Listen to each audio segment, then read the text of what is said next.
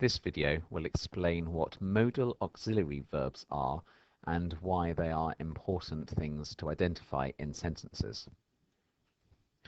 There are 9 modal auxiliary verbs: can, could, will, would, shall, should, may, might, must. So what is their function? They indicate likelihood of something happening, the ability for something to happen or for someone to do something, permission that somebody has to do something, and the obligation that somebody has to do something. So here's an example. I could go to the cinema later. The word could is the modal auxiliary verb in this sentence, and this indicates either the likelihood or the ability. So it may well be saying that there's a possibility of me going to the cinema later in terms of availability, or it could be saying that I have the capacity, the capability of going to the cinema later. It is something I could do if I wanted to. If we change the word to would, I would go to the cinema later. This now focuses on issues of ability or permission.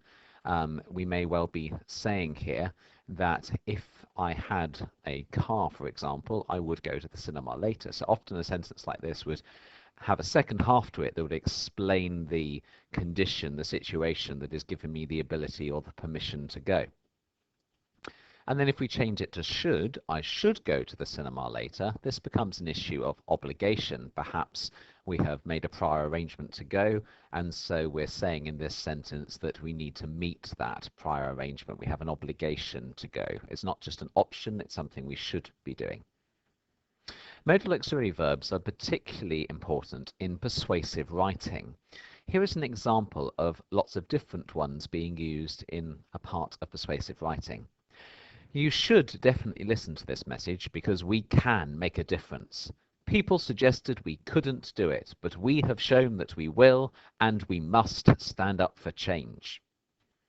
Now, in this example, each modal auxiliary is performing a slightly different function.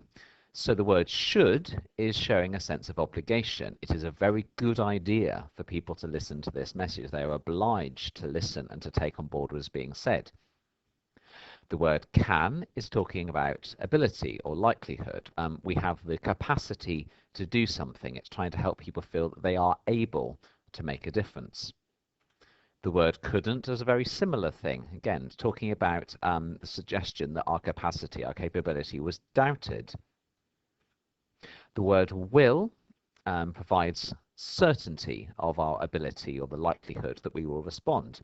We will stand up for change because we are able to and because we are certain that this will happen. And finally, must speaks of obligation, how essential it is that we must respond.